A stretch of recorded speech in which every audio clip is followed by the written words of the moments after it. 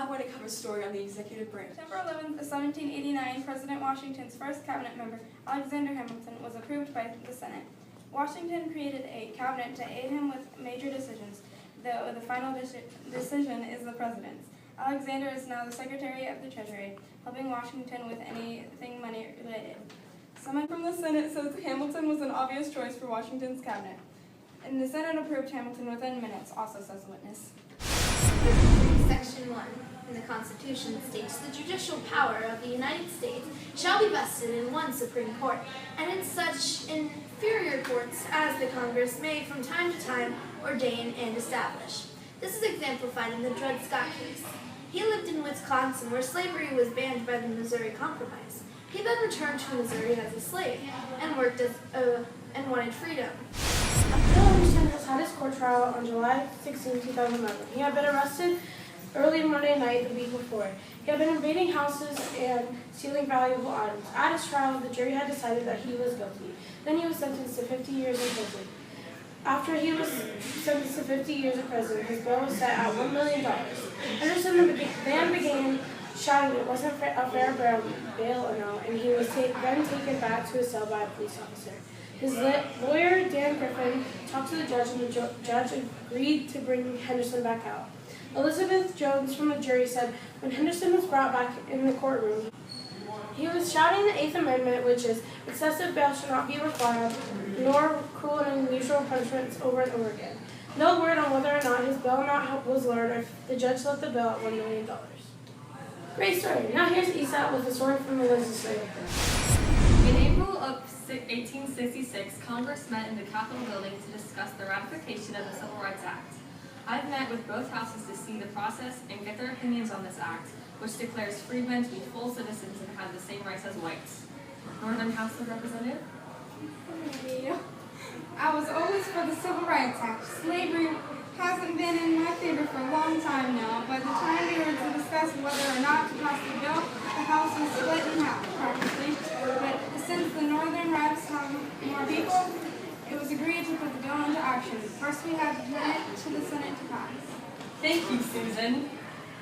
Now I've brought a Southern Senator with me, Joe Smo, to share some of his perspectives. Thanks. Once we got the bill from the House of Representatives, knowing they hadn't voted for it, we had to decide. I was against it. No way should blacks be equal to us. They will always be slaves. After weeks of arguing, the Senate came up with a decision, barely by half, to ratify the bill. We then sent it to be approved by President Johnson. Thank you, Joe. When the bill was set to be approved by Andrew Johnson, he vetoed it. The whole union was upset. So it was sent back to each house to override this presidential veto. Both houses overridden it with a 2/3 vote from both sides. If after such reconsideration, 2/3 of that house shall agree to pass the bill, it shall be sent together with the objections to the other house, which it shall likewise be reconsidered. And if approved by 2/3 of that house, it shall become a law. I've asked an eyewitness how he felt about this statement. He says, I think this is very completely fair because the government is a group of people who come to agreement, and if Congress truly believes in the law but the president doesn't, Congress shall have the power to overrule the president. The Congress is a very important part of the government with very important opinions. Back to you. 9 justices on the Supreme Court in 1850. There were 5 for the South and 4 for the North. They had 2 questions. Was Dred Scott a citizen who had the right to bring this case before the federal court? Did his time make him a free man? Trinity hoped to use the Scott case to settle the slavery contradiction. They asked 2 more questions. Did Congress have the power to make any laws at all, considering the slave territories? If so, was Missouri Compromise a constitutional use of power? We talked to Roger Trinity himself, and he said slavery is a bolt upon our national character, and every lover of freedom in the Confederacy hopes to be, well, like the way. The vote was in. 5-4 voted Dred Scott could not sue in court because he wasn't a citizen.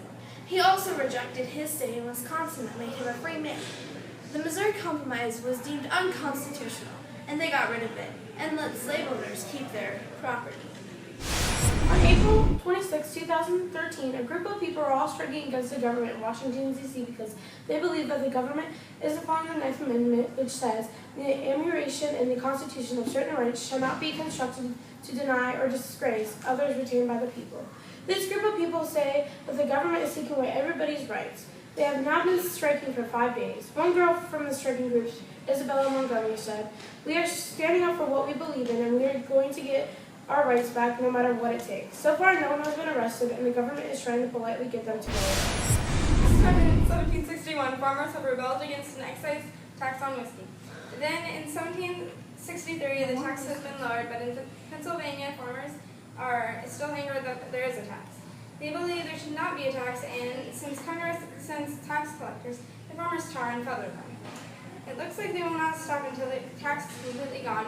And now, in the Bill of Rights, Amendment 16 says, "The manufacture, sale, or transportation of intoxicating liquors within the importation thereof into or the exportation thereof from the United States and all territory subject to the jurisdiction." It is not the tax collector's fault there was a tax, it is the Congress's. We should not have paid for Congress's mistakes. We have such a rebellion too? If so, I hope the president can send in an Antilia like Washington did. Reporting on May 16,